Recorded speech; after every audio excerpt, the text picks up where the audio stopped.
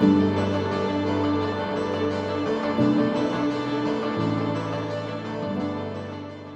I've got to say, I've always admired the way you manage your place and the way your father has. I've never seen it worse than the drought. It was bare dirt. It's terrible, wasn't it? But, you know, take us on a bit of a walk through of how you've recovered and how you did it. It's been a spectacular recovery, really. The way the rain fell and the timing of the rain, it couldn't have been any better. And so it's been quite a surprise to us to see what's come back. Usually when the country gets so bare, and then there was some cover on it, but it was dry for a long time, so it got quite bare in places. Usually that encourages a lot of broadleaf, thistle and rubbish, which is a bit of a challenge to manage post-drought, but a lot of the recovery has come in the form of perennial grasses, which is wonderful to see. So if we just take a bit of a walk through this is red grass. It's not a particularly exciting grass by any stretch. This is something different, not really sure what that one is. There's a whole bunch of other ones, some sort of umbrella grass or love grass and black grass.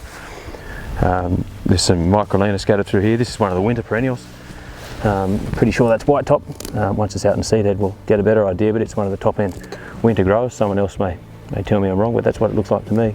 But how important is this sort of the massive amount of biodiversity you've got even in this paddock? Like, this is a native paddock. It is a native paddock, yeah. It's never been touched in here apart from being grazed.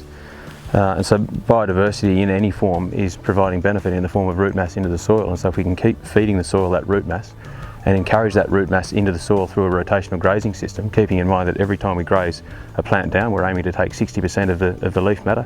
We're dropping an equivalent mass of root mass into the soil, and so that root mass continually dropped into the soil, encouraged through the grazing system, is how we aim to feed the soil.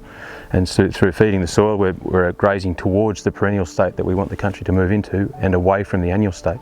So we're targeting the species like this white top we just looked at. We're targeting those species, grazing to suit that species to encourage them to proliferate.